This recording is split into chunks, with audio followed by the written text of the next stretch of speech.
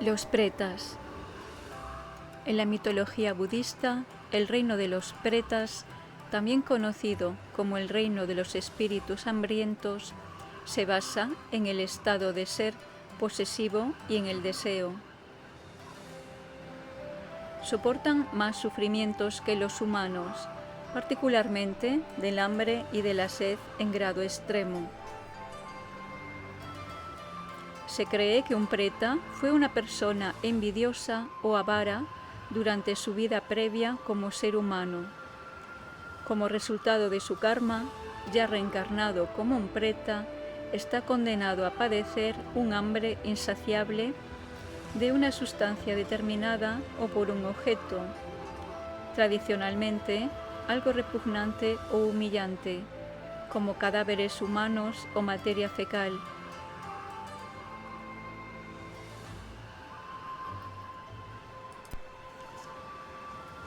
Hay dos clases de pretas, los que viven colectivamente y aquellos que se mueven por el espacio. Los pretas que viven colectivamente. Estos pretas sufren impedimentos externos, internos y específicos. Los pretas que sufren impedimentos externos. Estos pretas están atormentados por un hambre y una sed inmensas. Pasan siglos y siglos sin que ni siquiera oigan hablar del agua, constantemente obsesionados con la comida y la bebida. Buscan persistentemente sin encontrar nunca nada. A veces ven a lo lejos una corriente de agua clara y cristalina, pero sus articulaciones son demasiado frágiles para sostener el peso de sus vientres y solo consiguen desplazarse con grandes padecimientos. Cuando llegan totalmente agotados, sufren inmensamente al descubrir que el agua se ha evaporado totalmente y solo queda la cuenca pedregosa del río. Otras veces divisan un huerto de árboles frutales en la lejanía. Se acercan como antes, pero cuando llegan no encuentran más que grandes troncos rocosos y resecos.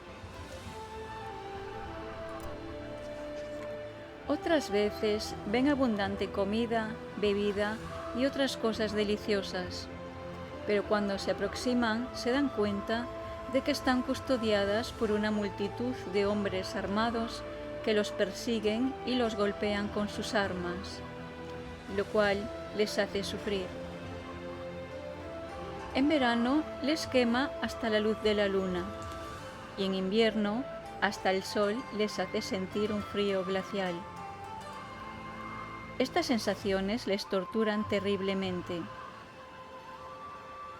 Una vez, Shona estaba en el reino de los pretas y la avaricia de estos era tan venenosa que le dio fiebre y tenía la boca completamente reseca.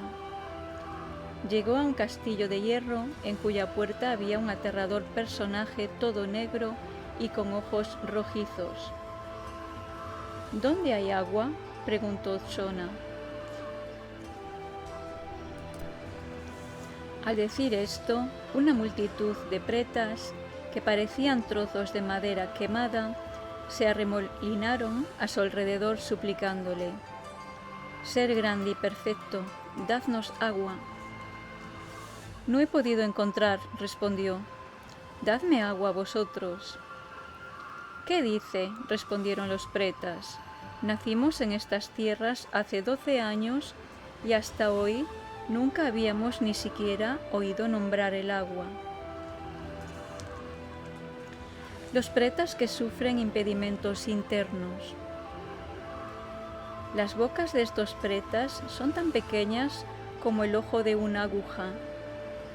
Incluso si pudiesen beberse el agua de los grandes océanos, cuando hubiese acabado de entrar en sus gargantas, que son tan finas como el pelo de un caballo, el calor de su aliento la habría evaporado. e incluso si pudiesen tragar un poco, sus estómagos, que son tan grandes como todo un país, nunca se llenarían. Y aunque finalmente pudiese llegar a sus estómagos agua suficiente, les abrasaría por la noche, quemándoles los pulmones, el corazón y todas sus entrañas. Cuando quieren moverse, sus piernas, delgadas como brotes de hierba, no pueden levantar sus vientres enormes, lo que les produce un inmenso sufrimiento. Los pretas que sufren impedimentos específicos. Estos pretas tienen toda clase de experiencias diferentes con distintas características e intensidad. Algunos, por ejemplo, tienen dentro del cuerpo incontables bichitos devorándoles. Una vez, cuando Sona estaba viajando por el reino de los pretas, llegó a un palacio donde vivía una mujer muy bella. Tenía una magnífica figura, iba adornada con joyas preciosas y era muy atractiva. En cada una de las 4 patas de su trono estaba atado un preta. Ella le ofreció algo de comer a Sona, advirtiéndole de que no diese ni un bocado a los otros pretas, aunque se lo suplicasen. Cuando Sona empezó a comer, los pretas comenzaron a suplicarle. Le dio algo de comida a uno de ellos y se transformó en desperdicios. Lo que le dio al segundo se transformó en un trozo de hierro. El tercero empezó a comerse su propia carne. Y lo que le dio al cuarto se volvió pus y sangre. Cuando regresó, la mujer le recriminó. ¿No le dije que no les diese nada? ¿Es que cree que tiene más compasión que yo? ¿Qué conexión tiene con ellos?, le preguntó Sona. Este era mi marido, ese mi hijo, ella mi nuera y la cuarta mi criada. ¿Qué acciones del pasado os trajeron aquí? La gente de Jambudvipa es demasiado escéptica, respondió la mujer. No me creerían. ¿Cómo no voy a creerle si lo estoy viendo con mis propios ojos? Entonces la mujer le contó a Sona su historia. Yo vivía en un pueblo y era una brahmin. Una noche de un día favorable había preparado manjares exquisitos cuando el gran y sublime Kayayana llegó pidiendo limosna. Sentí devoción hacia él y le ofrecí comida. Entonces pensé que mi marido también se alegraría de lo que había hecho. Participa de mi alegría por haberle ofrecido comida al gran y sublime Katyayana, el heredero del Buda, le dije. Pero él se enfureció y me dijo, todavía no le has ofrecido de comer a los brahmanes, ni has presentado tus respetos a los familiares y amigos, y le das la primera parte de la comida a ese monje con la cabeza pelada. ¿Por qué no se le llenará la boca de desperdicios a ese pelado?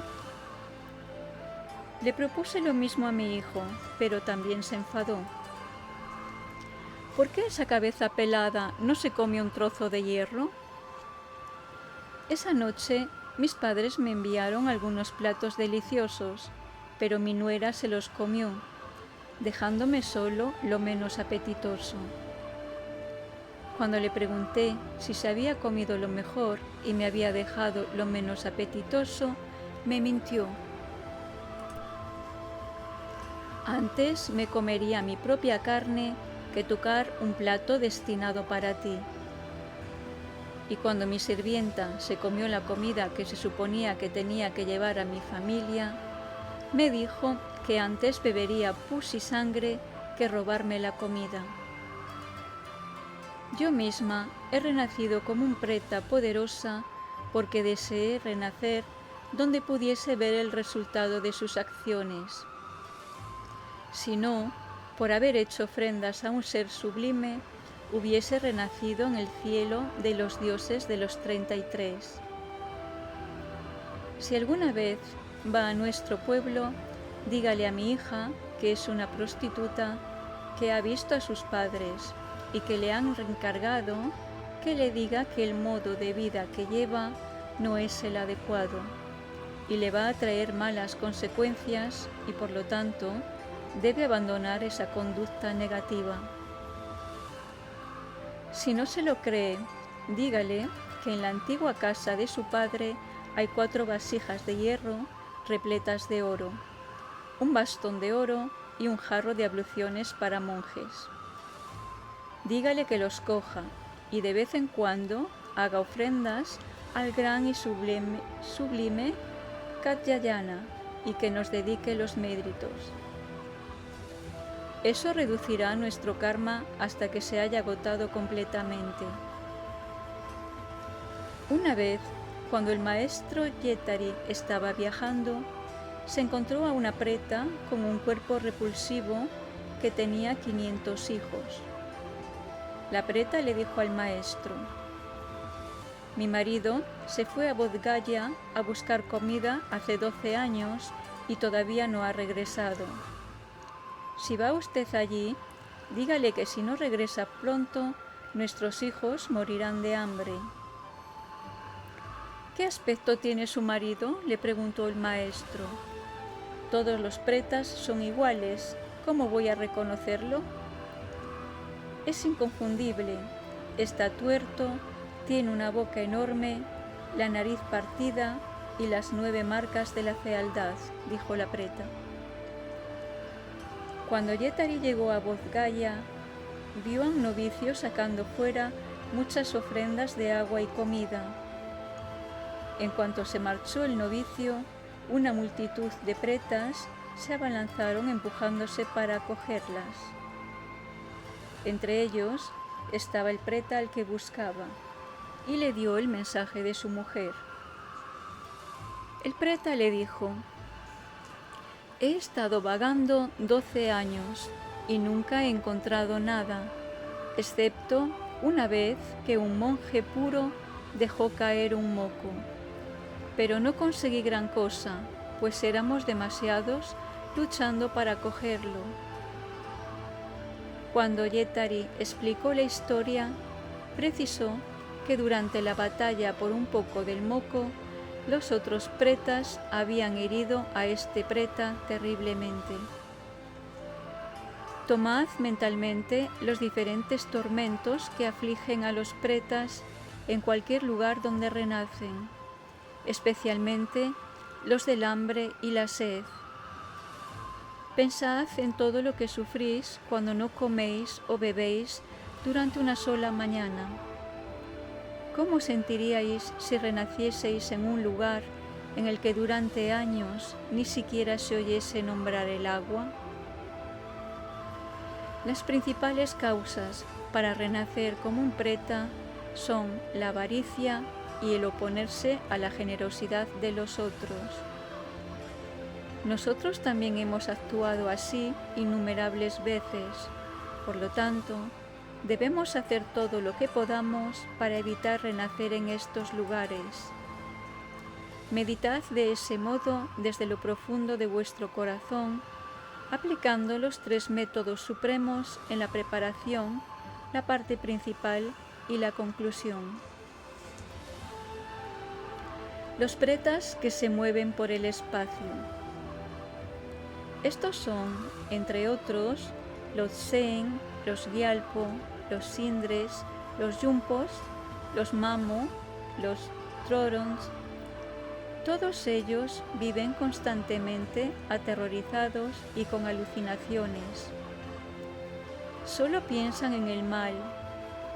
Siempre hacen todo lo que pueden para dañar a los demás, y muchos de ellos, en cuanto mueren, caen en reinos todavía más inferiores, como los infiernos.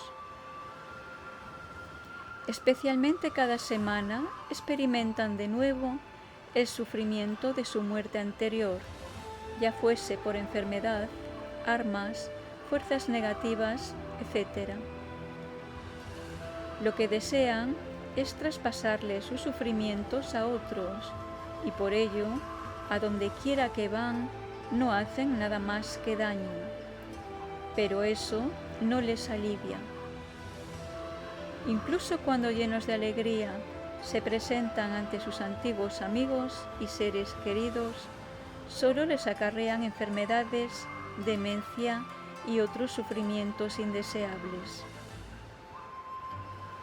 Los magos poderosos los entierran, los queman y hacen rituales en los cuales arrojan toda clase de armas imaginarias sobre ellos. Los entierran bajo tierra en la oscuridad hasta el final del kalpa.